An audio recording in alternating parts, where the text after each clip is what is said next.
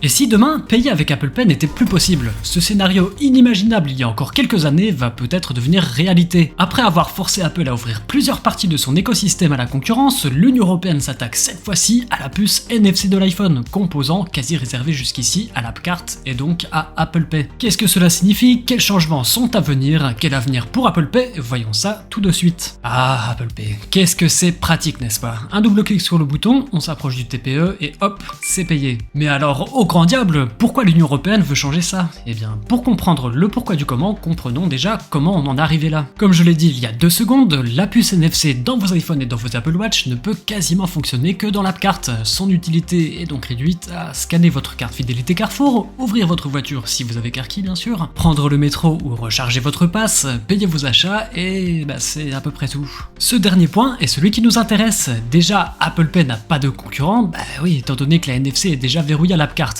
Impossible pour la BNP de proposer sa solution de paiement par exemple. Et le souci dans cette histoire, c'est qu'il faut savoir que lorsque vous payez avec votre iPhone, Apple prend une petite commission sur chaque transaction. Pour la faire simple, aucune banque peut proposer une alternative à Apple Pay, mais en plus de ça, elles doivent filer du fric à Apple parce qu'elles sont obligées de passer par Apple Pay pour proposer du paiement sur mobile. Vous comprenez maintenant le problème. Et Apple aussi, elle a bien compris qu'elle était peut-être un peu en monopole et elle a proposé pas mal de changements à la Commission européenne pour éviter une bonne grosse amende salée. Et pour le coup, on peut dire que les changements sont assez nombreux. Déjà, il y a des trucs assez évidents comme le fait de ne plus réserver la puce NFC à l'App Carte et donc à Apple Pay, et elle s'engage aussi à ne pas prendre de commission sur les transactions qui se feront hors Apple Pay. Et ça veut dire que vous allez pouvoir payer avec d'autres apps que l'App Carte et son allié Apple Pay, et il y a de fortes probabilités que ce soit celle de votre banque en l'occurrence, mais on y revient juste après. L'utilisation du double clic sur le bouton latéral pour ouvrir rapidement votre solution de paiement ainsi que l'identification par Face ID qui suit pourront aussi être utilisés par les concurrents. Tout ce qui fait le charme et la simplicité d'Apple Pay en gros. Et de façon plus globale, la puce NFC, elle pourra servir à autre chose que payer. Et là, les possibilités sont un peu plus nombreuses, badge d'entreprise, carte de transport, clé de voiture sans passer par Carkey, clé d'hôtel, etc.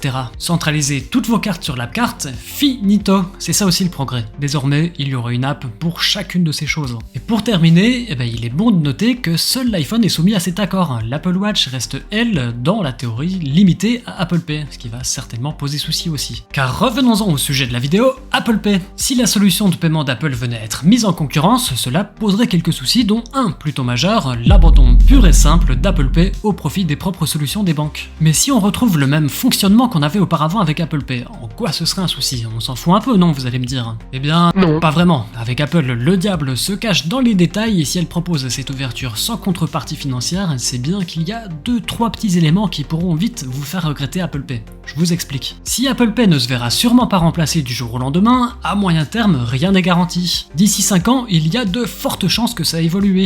Les banques vont très certainement vous forcer petit à petit à vous déshabituer à utiliser Apple Pay et sont d'ailleurs déjà sur le coup, notamment en France avec la toute nouvelle solution Wero. Mais là où il y a un problème, c'est dans la technique. Et la technique, ça peut bouleverser une expérience utilisateur, en l'occurrence celle tant chérie par les utilisateurs d'Apple Pay. Je ne sais pas si vous connaissez bien le sombre monde d'Android, là où tout le monde a peur de s'y aventurer, et pour cause, c'est un véritable bordel. J'exagère même pas. Prenons l'exemple de chez Crédit Mutuel et CIC pour payer. Alors pour commencer, vous devez déverrouiller votre téléphone, vous cherchez ensuite votre app de paiement, et là vous pensez que tout peut se faire depuis l'app Crédit Mutuel et CIC.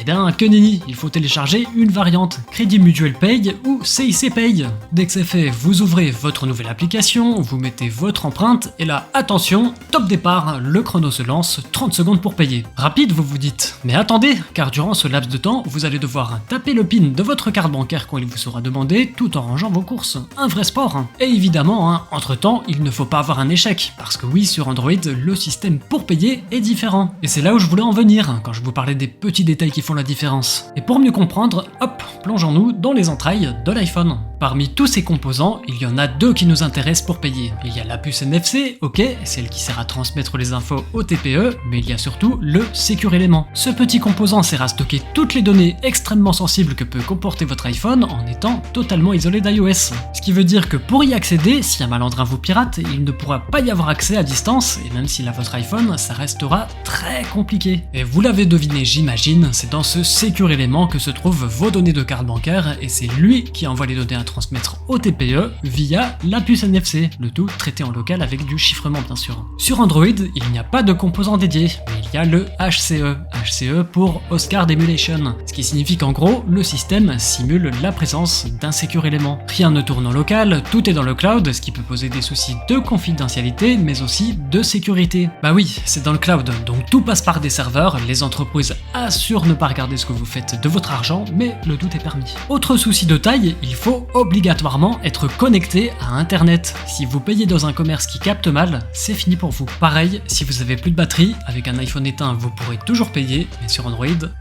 Sans parler du temps pour faire la transaction qui est également plus long, le temps que les informations se baladent un peu partout sur les serveurs pour que votre paiement soit validé. Si en plus de ça, on rajoute la contrainte de la qualité du réseau, c'est quand même pas terrible. Et pourquoi je vous parle de ça? Car dans les changements imposés par l'Union Européenne, Apple a évité d'y inclure l'accès à la puce Secure Element. Vous aurez peut-être l'équivalent d'Apple Pay avec un double clic et une authentification biométrique, mais avec les inconvénients du HCE présent sur Android qu'on vient de voir. C'est-à-dire la confidentialité pas top, la sécurité pas top, être dépendant du réseau et donc sujet à de nombreuses erreurs, ainsi que l'obligation d'avoir de la batterie. Petite anecdote marrante, ou pas d'ailleurs, mais Apple a annoncé qu'elle donnerait l'accès à la Secure Element via une API dans plusieurs pays, mais aucun ne se situe en Union Européenne pour l'instant. Bref, on parle de l'iPhone, mais l'Apple Watch, qui elle n'est pas concernée par le DMA, ne verra pas ces nouveautés arriver. Elle ne pourra donc pas accueillir de concurrents à Apple Pay. Et si les banques abandonnent Apple Pay, ça signifie juste que c'est sûrement la fin, on peut plus flex, on peut plus payer depuis sa montre.